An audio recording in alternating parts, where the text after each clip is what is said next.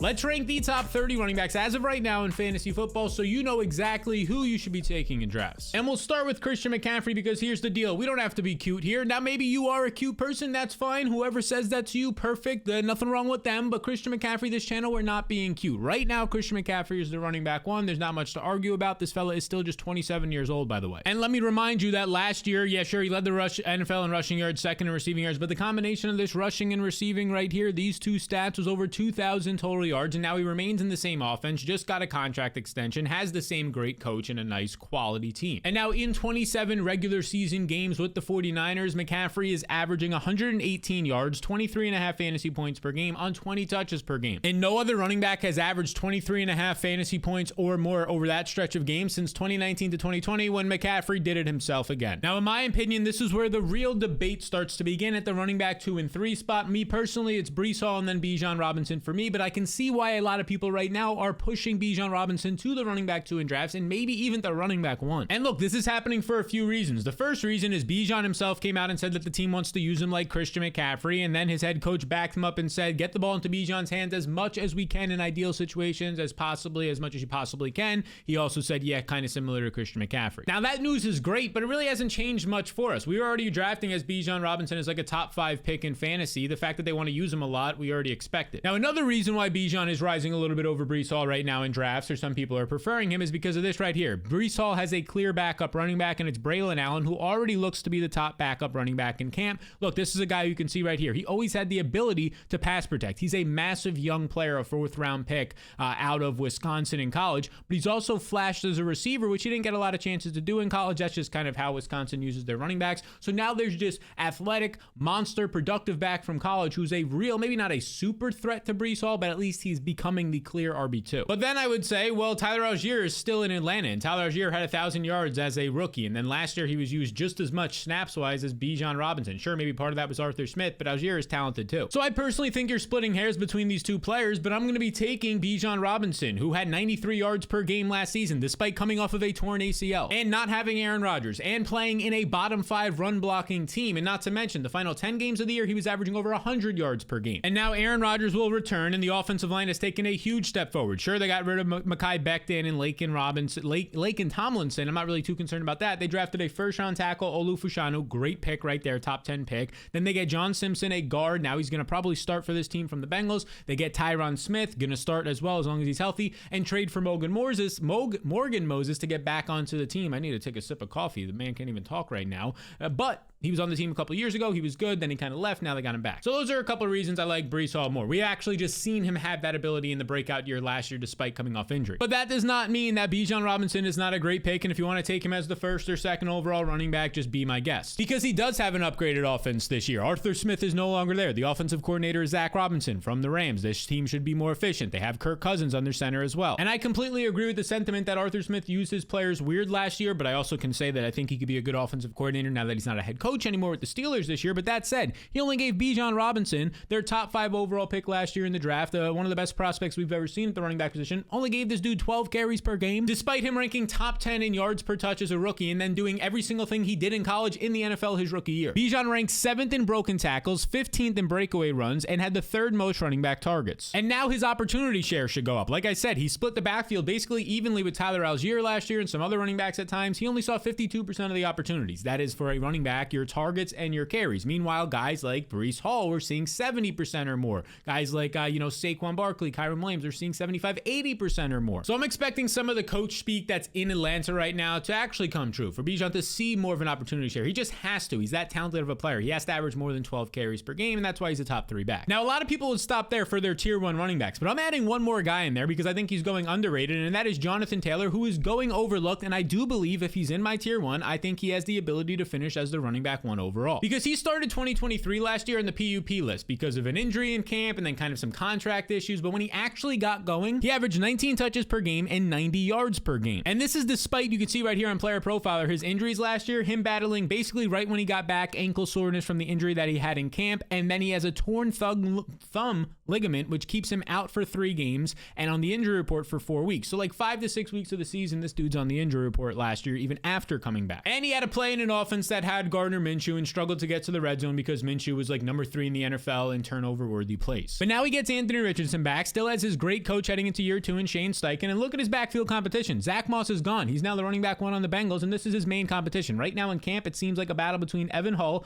a second-year player who had just, I think, 2 total touches last year as a rookie, and Trey Sermon, who's on his second year, didn't pan out for San Francisco, which is like the most running back friendly area because they didn't really like his work ethic, didn't like the way that he fit in. Maybe obviously those things can change for a younger player, but none of these guys, the point is, none of these guys, even if Tyler Goodson, who's been on a couple of different teams, the Packers as well, none of these guys are threatening Jonathan Taylor, especially now that he's healthy. And that's the big thing. Fingers crossed he can stay healthy. The last time we saw him healthy, the dude was putting over 2,100 yards, was an MVP candidate just 2 years ago, and still, he's only 25 now. Now we'll start tier 2 off, and I'm going to start with my running back number 5, Saquon Barkley, who he is now a Philadelphia Eagle, and there's some concerns that land him in tier 2 for me and not tier 1, and he's kind of a reason why I'm passing on him in the second round for some other wide receivers and players there. Now let's start with some of the good things. He joins the Philadelphia Eagles, who have one of the best offensive lines in the league. Even after losing some players, will have a top 10 unit. Definitely an upgrade from Saquon's former team, the Giants, and so is this Eagles offense. And another positive is this right here. Saquon Barkley reportedly got $26 million guaranteed at signing, which ranks number 2 in the NFL, only behind Christian McCaffrey at the time of the signing, and I believe it still holds up for running back contracts. And it's crazy because it was the Philadelphia Eagles who signed him, who are known for not spending money. All their quotes after this from Howie Roseman, the general manager, and then also we come out and the head coach Nick Sirianni are basically saying Saquon was undervalued, we had to get him. So if the team that doesn't historically value running backs is saying that about Saquon Barkley, an elite and special talent, one of the best prospects he was too when he was coming out of the draft, obviously there's something to be said here about how they're going to use him. But there are some concerns, and they mostly stem around the fact that what is his pass catching upside going to be with a mobile quarterback in Jalen Hurts, and also Jalen Hurts red zone rushing, stealing some of the upside from Saquon Barkley. Because as you can see right here, Jalen Hurts, this is his stats on Player Profiler. You see his passing touchdowns, but his rushing touchdowns are in the parentheses here. He's had 10 plus touchdowns on the ground the last 3 years, and specifically these last 2 years, 13 and then 15 last year. That's 28 over the last 2 seasons. Probably not sustainable to that extent, especially now that you got this bigger, reliable running back in Saquon Barkley, but you're still probably going to get your quarterback seeing 10 plus rushing touchdowns. And that's definitely going to be a difference than what Daniel Jones and the backup quarterbacks were doing in the Giants. Now that team didn't get to the red zone as much, so that's kind of your yin and your yang. You're weighing that this team will get to the red zone more, giving Saquon overall should have more opportunities. Now I do respect all that, but the mobile quarterback is giving me some pause, puts him in tier 2. And also in tier 2, my running back 6 now is going to be Jahmyr Gibbs, who a lot of people were panicked on this guy early last year because in his first NFL game, he only had 9 touches for 60 yards. Let me say that again. People were worried because he only averaged 7 yards per touch in his first NFL game ever in week 1 against the Kansas City Chiefs on Thursday Night Football. Patience, people, patience. But he would quickly go on to earn more snaps, touches, and usage, and towards the end of the year, he started to become dominant. Gibbs finished his rookie season ranking 8th in yards per touch, 2nd in breakaway runs, and 9th in broken tackles per attempt. The dude is just a stud. And now he heads into this year with the same good offensive line. A top 5 unit from last year, lost Jonah Jackson. Okay, arguably maybe the weakest piece on the offensive line, a guard. Then they signed Kevin Zeitler from the Baltimore Ravens, a center, but they can move some pieces around their offensive line. It's still going to be a stud offensive line. They're bringing back Ben Johnson, their awesome offensive coordinator who didn't get poached away to another team because this line's team made it to the NFC Championship, so all the other coaching hires are basically done. So now heading into year 2, he's another year older. Apparently he's put on 5 pounds of muscle, which is important for a guy who came out of the draft at 200 pounds. Yeah, he's going to be one of the better running backs in fantasy. Now we get to my running back 7 in tier 2, and it's Kyren Williams, and there's been a lot of talk this offseason due to Kyren Williams' foot injury that kept him out completely of OTAs. He did some sideline work with the trainers during OTAs, but he didn't actually participate. And I've already been on the record about my take on this. Yes, some of it is important to note because he's had foot injuries every year of his NFL career, but then some of it isn't because the Rams are historically a cautious team with their players in the preseason and camp. Now, one of the concerns for Kyren Williams is that the team went out and signed or drafted one of the most stud running backs in the NFL draft, Blake Corum, one of the best running backs in college football the last 3 seasons in Michigan against tough competition. And I would say that, yeah, this is somewhat of a note. We have to talk about this. This is a talented player. But we should also talk about the fact that Kyren Williams was great last year on high volume. My friend Jared Smoller right here, you can see he posts on Twitter and he says, look, Kyren Williams last year, 8th in missed tackles forced per attempt. So he could break tackles, 2nd in yards created after contact. He can create on his own. 12th in PFF rushing, or 3rd in PFF rushing grade, and 12th in elusiveness. All these are nice things for Kyren. And I bring that up because, yeah, Blake Corum there does matter for Kyren Williams' role, but also Kyren Williams being great last year and being productive probably matters a little more. Because Kyren Williams led the NFL in snaps last year at 84%. With Blake Corum there, an actual, probably reliable running back behind him, this is going to go down. But maybe it only goes down to 70, 72%. Corum can still have a significant role playing 30 to 35% of the snaps. But look, Kyren Williams playing 70% of the snaps is still fine because we're not drafting him to be the RB2, which you can see right here on Player Profiler. Last year he finished as the RB2. Well, now he's going as the RB8 or 9 in draft, 7 depending on the site you're looking at. That's completely fine for where his price tag is. And right now I have Kyren Williams, as camp has started and he's starting to take back part in it, as my 17th overall ranked player. He currently goes 23rd overall, so we're not that far off. I think he's kind of a half a round too late. This would be a guy that I'd rather probably in the second round start to take over some of those wide receivers that go there, like Olave and Jalen Waddle, who we'll talk about in a future wide receiver rankings video. This is on the Fantasy Blueprint, by the way. My top 250 rankings, just like 1% of what you get in the blueprint throughout the year. But don't let that 1% fool you. It is extremely important. It is the thing that I draft all of my underdog drafts on, which right now I'm at like 30 or 40 overall drafts in best ball across all sites. Next up is my running back 8. We're still in tier 2 here, and it's Derrick Henry, the brand new Baltimore Ravens workhorse running back, in my opinion, and we're getting all the positive news out of camp about him. I mean, I think as of right now, there's been at least 3 or 4 quotes that are very similar to this. This is just the most recent as of this recording from head coach John Harbaugh, when somebody asked, will it be the same workload that Henry saw in Tennessee, which, by the way, for that same workload, he led the NFL in rushing last year. Basically just means, is he going to see, 16, 18, 20 plus carries a game? And he says, we do intend to do that. I mean, I watched him wear and tear that he put on defenses, including ours, over the years, and I can't wait to see him in action. So look, these are just some coach speak things, but when it's like the 3rd or 4th time he's saying it confidently the same exact way, it starts to add up. And then you factor in that his biggest competition is going to be second-year player Keaton Mitchell, but Keaton Mitchell, if you remember, we scrolled down here to player profiler's injury stuff. He tore his ACL in week 14, late season last year, and it looked like just a clean ACL tear, until the fact that now John Harbaugh is coming out and saying that Mitchell's basically nowhere close to being ready. They're not expecting him to be ready week 1, which leads me to believe he'll be put on the PUP list and miss 4 weeks of the season at least, and then it kind of takes you a couple weeks to get your explosiveness back. This guy might not be ready full steam ahead until like week 8 or 10 for his usual workload. And that usual workload can now expected to be kind of cut in half or just drawn all the way back to like a 30% roll, just some of these satellite snaps with Derrick Henry there. And this is where it becomes hard not to get excited about Derrick Henry, because if Mitchell is out of the picture for at least 4 to 6 weeks, who's going to threaten him? Justice Hill, who can catch some passes on third down, sure, okay. Rashawn Ali, who is a later round rookie that a lot of people are getting excited about because he had 1,300 total yards last year in college, caught 28 balls, but for me, I'm not all that excited. I think he's actually just trying to battle for a roster spot, not actually significant RB1 touches. So right now, Derrick Henry goes in drafts, as you can see in the blueprint, which is where I compare my top 250 players, my rankings versus ADP. So when you're in a draft, you know exactly where the best and worst values are. He goes as the 32nd overall player in round 3. He's my 18th overall player, 14 spots ahead of him. If you can't get Kyren Williams, or honestly, if you want to wait a little bit longer just for value, a couple picks later into the second, maybe even the 3rd round, you can get Derrick Henry in the 3rd round. That's a really good way to start your drafts, especially if he's your RB1 and you got a couple of stud receivers early on. Now let's move to our running back 9, and we'll stay in the AFC. And now we kick off tier 3 of our rankings with our running back 9, Devon Achane, who he led every single running back in the NFL in one of the best seasons of all time, averaging 7.7 yards per touch last season. If this dude can stay healthy in this offense with his speed and talent, yeah, he's going to be a top 10 back. But I have to admit, I am a tad worried, just because last year for a smaller size running back, he was on the injury report 11 weeks. That was almost 70% of his season on the injury report. Now that's not ideal for a second round running back, and neither is his competition right now. I mean, Achane only averaged 9 carries per game last year, and it's going to be hard to see him getting more than that this year when they re-sign Raheem Mostert to a 2-year deal, although there's an out after this year, still going to be on the team. And then they traded up to draft Jalen Wright, who led all of college football in explosive runs of 15 plus yards last year, has 4.3 speed, fits into this offense well. I don't think he's going to be a major factor right away, but maybe later in the season. The point being is,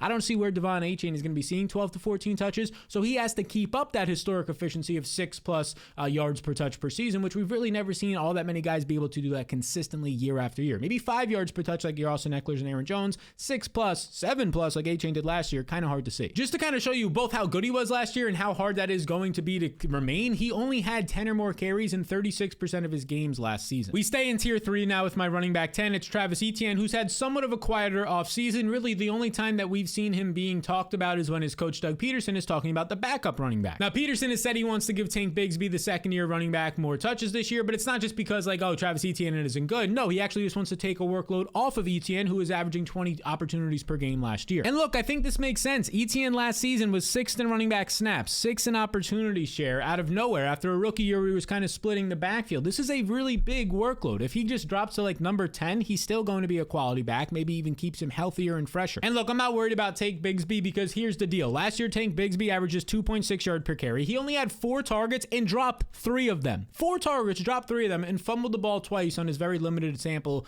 of carries, which on his carries specifically, let's see his overall carries last year. Oh, he only had 50 carries and fumbled the ball 2 times. Not great. And if you think that doesn't sound all that bad, that's like fumbling the ball for a starting running back every other game. You're going to get benched eventually doing that. Now, the one piece for Etienne that I am concerned about is the offensive line. This unit ranked 31st in run blocking last year. And what did they do in free agency? well, they added a center in Mitch Morse. Okay, that's nice. They added Javon Foster in the NFL draft, not an early round pick, so a little bit of sketchiness there. Can they develop this guy? They haven't really been able to do that the last couple of years on this run blocking unit and offensive line. So I'm concerned here. This is a major concern. We can't hide from this. Their offensive line is going to stink. That's going to affect the running game. Now we'll head out of the top 10 running backs, our running back 11, but we're still in tier 3. And we go to a guy that I've been talking about all off season long. And look, I talk about him every single day at this point because he's still getting drafted in the 4th round when I have a 2nd round value on him. And that man's name is Isaiah Pacheco, my running back 11 from the Kansas City Chiefs. Because this former 7th round pick last season finished the year 14th in fantasy points per game and 8th, yeah, that's 8 fingers in overall running back usage, but it got better over the second half of the season. Because from week 10 on, Pacheco averaged 20 touches per game and ranked 4th in fantasy points per game. Now that 4th in fantasy points per game is amongst running backs, of course, but look at his competition right now. Clyde Edwards-Helaire re-signed on a 1-year deal.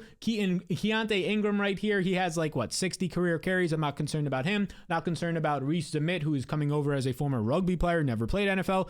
Derrick Pierce was getting a lot of hype last camp and preseason. What did he do in the NFL regular season? 0 carries. So Pacheco right now is somebody I have a great grade on. He's my 23rd overall player. Currently goes, as of this recording, 40th overall in the 4th round of drafts. That's a 17 spot difference. And this is the fantasy blueprint. Like I said, it's going to show you exactly where the best values are, just one little tool that you get. And while we're on the point, if you don't make your fantasy playoffs, you can sign up with the blueprint with the link in the description below right now. Join the thousands of people who are already using it. If you don't make your fantasy playoffs, it becomes absolutely risk-free. It's a minimum deposit of just $10 for the entire year, not just for your draft, but every single week during the season. Thousands of people used it last year to great success. You just click this link right here, and it'll take you to this page where there's a couple options to get it. If these 2 options don't work for you, don't worry. There's an option right here for people if those 2 options don't work for you on the off chance. It takes overall a minute to sign up. You can join the thousands of people currently using the blueprint with the QR code right now on the screen or the link in the description below. Any questions, just let me know. This is completely risk-free. Now to our running back 12 as we stay in tier 3 here, and it's Josh Jacobs, the brand new Green Bay Packers running back, signed a 4-year deal this offseason, although it's really a 1-year deal with not a ton of overall money. It might only be worth $4 or $5 million,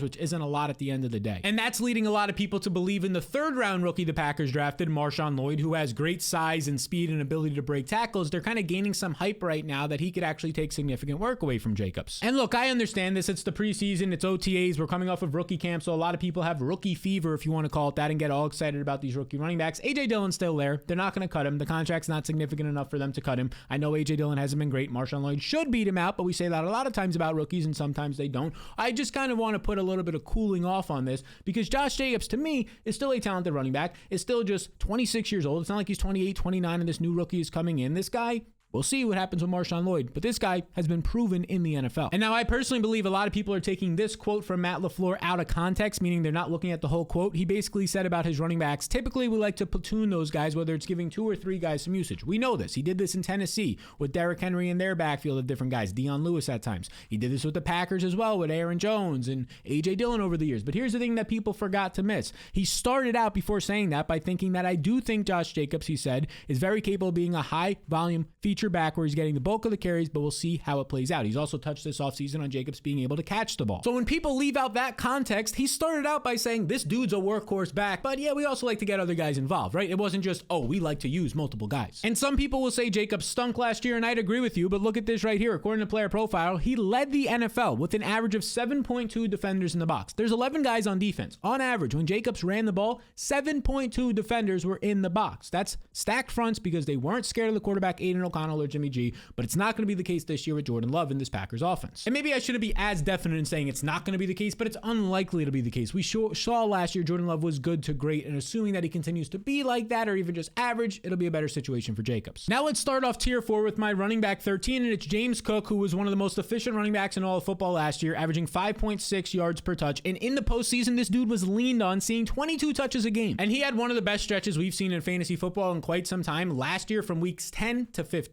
During that time, he averaged 20 touches per contest and had over 100 yards in every single game. And now his main competition this year isn't all that daunting or threatening. You can see here Ty Johnson had some success with the team last year, but it was on like 4 or 5 touches a game. They drafted a 3rd round pick in Ray Davis. We'll see what happens with actually a 4th round pick in Ray Davis out of Kentucky. He's kind of a complete package, not a super athletic player, but is good in short areas, kind of like a David Montgomery, can break some tackles, a bigger back. Maybe he sees some more red zone usage, but overall, not the type of threat that James Cook is dynamic ability. Now, I do question the red zone role when there is a bigger back now and Ray Davis on the team and Josh Allen's still going to run the ball, but I kind of just view James Cook as like a discount version of Devon Achane that you can take like a round later. Because right now, as you can see in the fantasy blueprint, Cook goes as the 47th overall player. Late 4th round, early 5th round. He's currently my 32nd overall player, so I'm about a round and a half, 15 spots you can see right here ahead of him in the fantasy blueprint. Now we're going to stay in tier 4 and go back to the NFC for a guy who was an absolute workhorse back last year. But now the question becomes, will it happen this year for Rachaad White, my running back 14 from the Tampa Bay Buccaneers, after last year seeing over 300 total touches? I mean, overall, he's set up to do pretty well this year. They only brought in one running back, not in free agency, so not a veteran to compete with. All they did was bring in Bucky Irving. You can see right here, right next to my tongue right there. Kind of weird, but okay, pause. Okay, we're back to normal here. Bucky Irving out of Oregon, a 4th round pick. Some people like him. I think he's undersized and slow, which doesn't really pan out in the NFL. And when I say slow, all the Oregon fans out there, I'm visiting Oregon. Probably by the time you're watching this, I'll be there. Please do not attack me when you see me out there. When I say slow, I mean relative to other backs. His overall speed at the combine and GPS speed is slower compared to his peers. So if anything, Rachaad White had actually a good offseason because there's not a ton of new competition brought in with Bucky Irving, and he got a 1st round center who can play a couple of different positions out of Duke and Graham Barton, very athletic offensive lineman, which is going to help this offensive line that wasn't as great last year at run blocking. And don't let me downplay that. They actually ranked 29th in the NFL at run blocking. Very bad. So here's what we get. We get Rachaad White, who you can see is 2nd on this list. For overall total running back touches last year, he had 336. Just 3 behind Christian McCaffrey for the NFL lead. That's how good this guy's role was last year, finishing 2nd in overall touches just by 3. But I have to admit I am concerned because he has a new offensive coordinator. Dave Canales, who has been great, is gone and is now getting a head coaching job with the Panthers, and Liam Cohen comes in, who spent time with the Rams, to be the new OC. And I'm not doubting Cohen's ability, but it's just a change in philosophy. They have no ties to giving Rachaad White a lot of usage, but Rachaad White does profile out as a guy who can handle that. He's good size, can catch passes, and athletic. And this is just a crazy stat that I like to remind people of, but Rachaad White in his final year of college led his team in both rushing yards with 1,000 in only 11 games at Arizona State,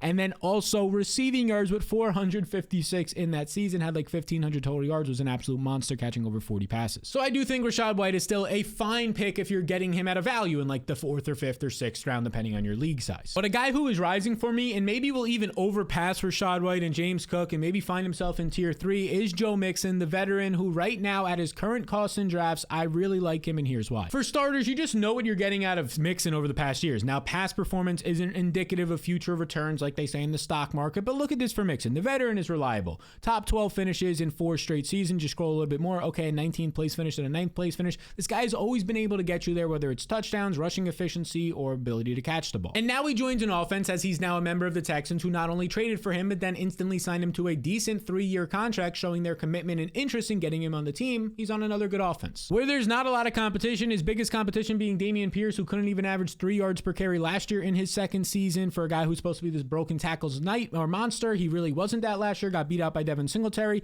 Then an undrafted pick in Jawar Jordan, wasn't even the best player on his team last year in college at Louisville. And then just a couple other guys that I'm not really concerned about, a fullback in British Brooks. I mean, there's no competition here. My one main concern would be the offensive line, because it ranked 20th in run blocking last year, and they really honestly didn't address the offensive line this offseason. Like, they lost 3 dudes in free agency, and for the most part kind of signed some guys, but really only added 2 players in the draft. So that's kind of suspect, not only for the run game, but the passing game as well, which in my opinion is going under the radar. But I do think that Mixon will have enough volume and ability to catch the ball in red zone usage, so touchdowns, to overcome that. He's my 37th overall player right now in the blueprint, goes 54th overall, so I'm 17 spots ahead of him. Just an absolute screaming value right now in drafts according to the fantasy blueprint, that again you can get linked down below. Now we're going to close up tier 4 with my running back 16, and that'll be Kenneth Walker, who has had basically a really quiet offseason, kind of going under the radar right now. Look, I think both of these Seattle backs, I've talked about Zach Charbonnet in a previous video, I think both of these guys are really good values heading into 2024. So the biggest change in Seattle was that they changed their offensive coordinators and head coaches, but for the offense and fantasy, they don't have Shane Waldron anymore. They now have Ryan Grubb from college. He spent time with Washington, known for throwing the ball downfield, throwing the ball a lot with 3 wide receiver sets. Now, it's yet to be seen how this will translate to the NFL. If you're going to use a lot of 3 wide receiver sets and throw the ball downfield, teams are going to put 2 high safeties against you, which means it would invite more runs and the run game for Kenneth Walker. And I do believe it's easy to forget how good Walker is, because Seattle's known a lot for their wide receivers and Zach Charbonnet last year, but Walker as a rookie had over 1,000 yards. With his receiving yards, he had over 1,200. And then last year, while splitting a backfield at times, not really splitting it, but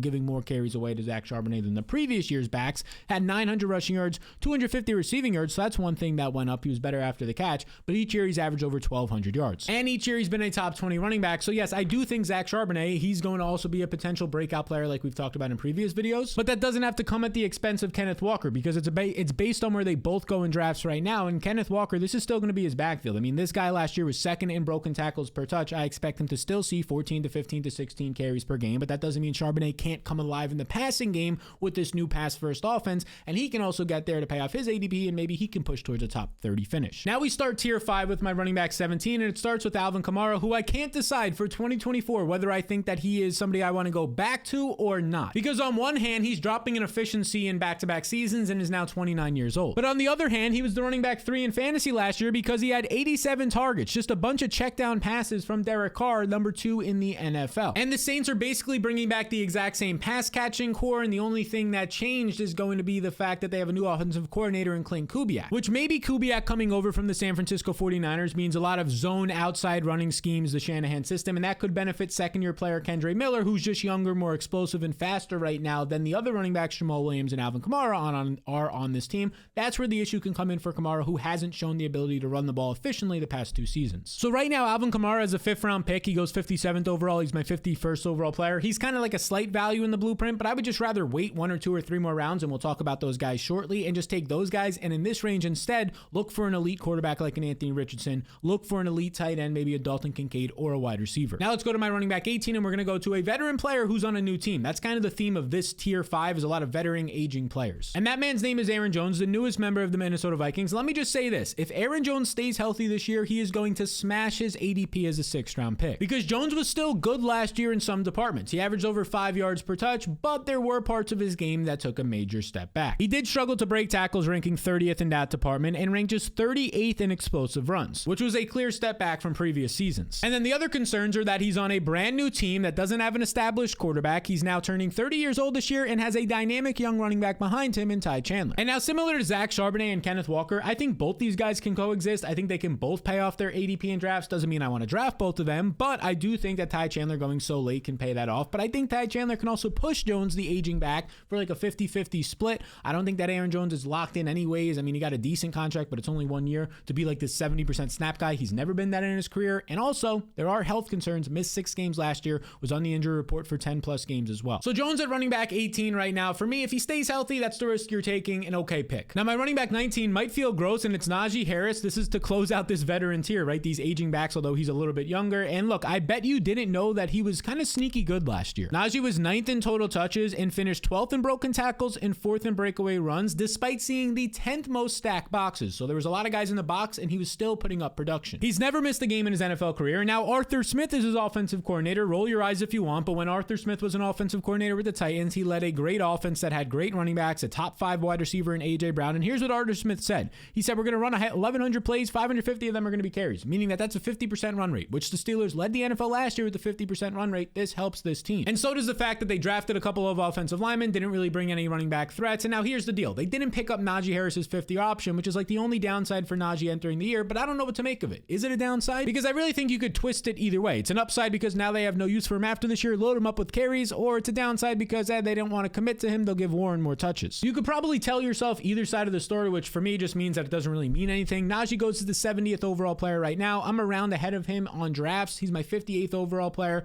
so I'm 12 spots ahead. I think that he's a fine pick right now, kind of a gross pick, not the exciting pick, but I do think he's a fine pick. Now we're going to get into tier 6, and honestly, this tier I'm not drafting a lot. It has nothing to do with the players. Some of these players we'll talk about are great values right now. I just prefer other positions in that range. And I also prefer just guys later on, and we'll start with my running back 20 to start tier 6, David Montgomery, who look, he goes later or very similar to where he did last year. He's going in round 7 right now, despite averaging 15 or more touches in 10 out of 14 games last year. Not averaging, he had those touches in those games. And that was while playing next to a highly productive running back in Jahmyr Gibbs. And look, Jahmyr Gibbs is the exciting back, I get it, but Montgomery is still just 27 years old, and he does what he needs to do. A big back who picks up yards and scores touchdowns. And like I mentioned earlier with Gibbs, this team was able to retain Ben Johnson. And one more thing, the Lions running backs lead the NFL in red zone touches the past 2 seasons. Obviously, that's going to help David Montgomery, so he's a fine pick, but right here in this range, I'm usually trying to get like Anthony Richardson or Kyler Murray or a wide receiver. Now, fellas, I was digging into the stats, and believe it or not, right now, only 40% of people who watch these videos are subscribed. Nearly 60% don't subscribe, and I have a goal to get that number down to about 50-50. So if you are not subscribed, take 2 seconds to check and hit that button. It truly helps the channel out more than you know. And now similar things can be said for my running back 21, Tony Pollard. And look, if there's one guy on this entire list, these 30 running backs that we're going to talk about, it is going to be Tony Pollard. that I need to draft more of. Because right now in the fantasy blueprint, he is my 63rd overall player, goes 91st overall. Look, I get it. Tony Pollard's on a new team, struggled last year, albeit I think partially due to injury. Now he has to compete with Tajay Spears. Maybe the quarterback in Will Levis isn't good.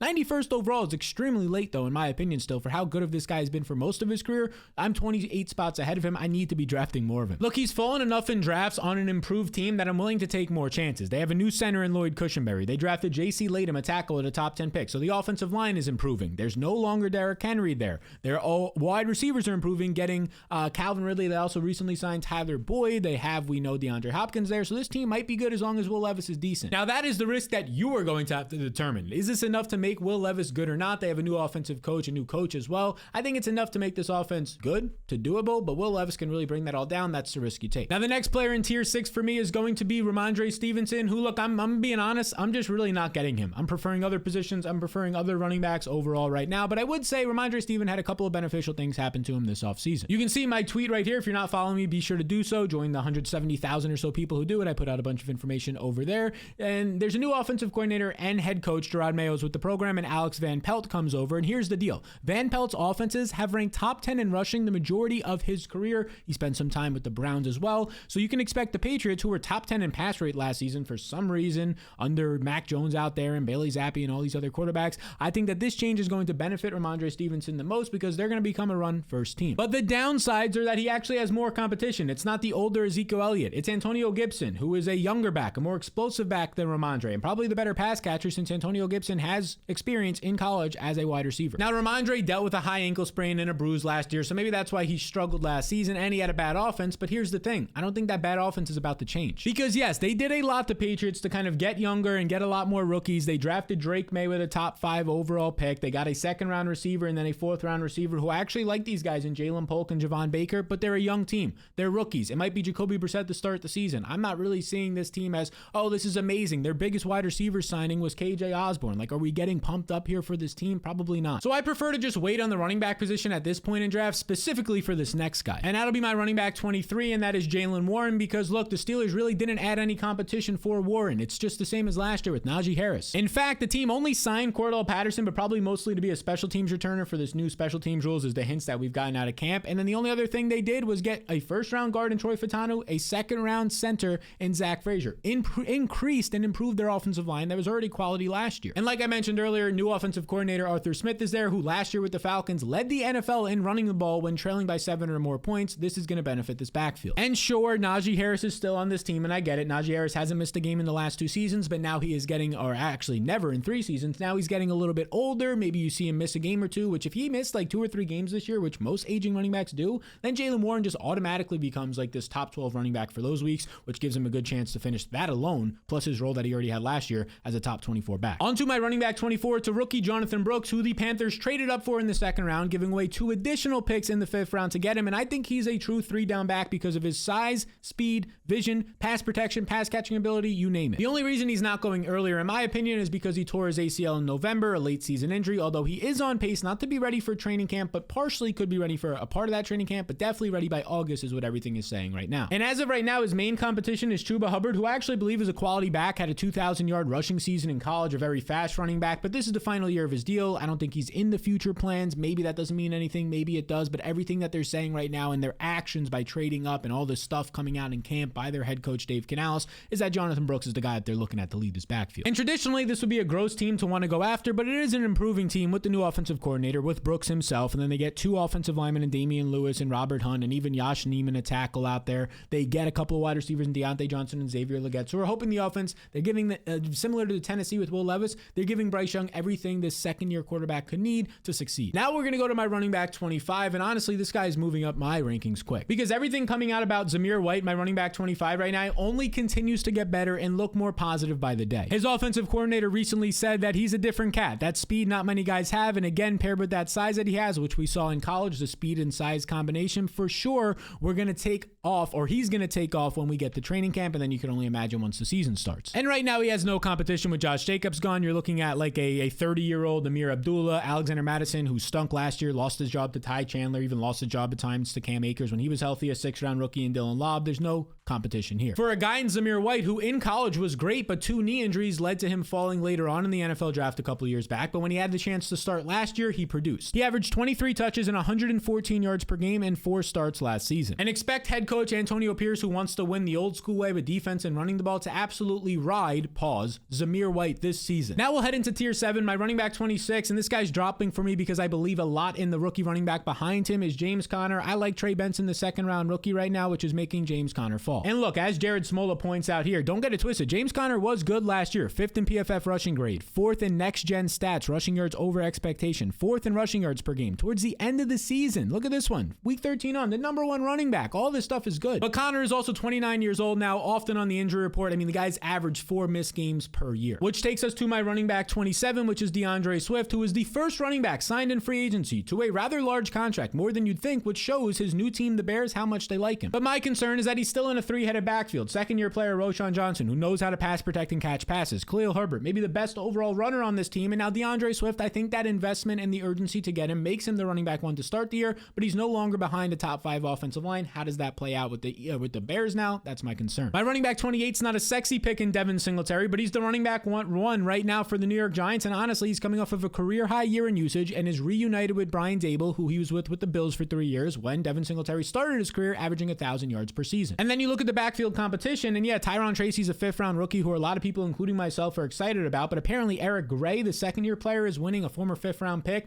is winning, I think 5th, maybe 6th, is winning the RB2 job right now, which for me, maybe that threatens Devin Singletary. He's not an exciting player, but coaches just trust Singletary, especially Dable does. Speaking of former Buffalo Bills, my running back 29 is Zach Moss. Also, speaking of guys who are not all that exciting, he's currently the running back 1 for the Cincinnati Bengals, although I do believe Chase Brown, the second-year player, is going to factor in here. But the veteran in Zach Moss should start the year as the running back 1 because he's just going to be more trusted to pass protect for Joe Burrow, who has started literally every year of his career, outside of this one right now, knock on wood, injured. And to close up my top 30 running backs, I will say that one guy who's an honorable mention is Trey Benson, who we talked about when we talked about James Conner. But to close out my top 30 running backs, we're going to get Tyjae Spears in there. I would say, again, Trey Benson just missed the cut. Tyjae Spears is a second-year player who was one of the only guys to be able to take significant snaps, over 50% of them away from Derrick Henry last season, at times 60%. And Spears averaged 5.5 yards per carry his rookie year, and like we showed earlier when we were talking about his teammate Tony Pollard, look at this. The offensive line has improved. The new center in Lloyd Christianberry and a top 10 pick in J.C. Latham. If the overall offense improves, that helps both of these running backs. And again, I do believe both of these guys have the ability to both finish in the top 24 backs. So there you go. The top 30 running backs as of right now for fantasy football. Use this as a nice little rubric to help you win your league. Now, if you want to get access to my top 25 overall ranked players updated throughout the offseason totally for free, you can check out the link in the description to join our free newsletter. Now, these are the top 30 running backs, but who are the must-have players for this year? Well, this video right here will show you exactly who you need to have, the 10 players in fantasy this year.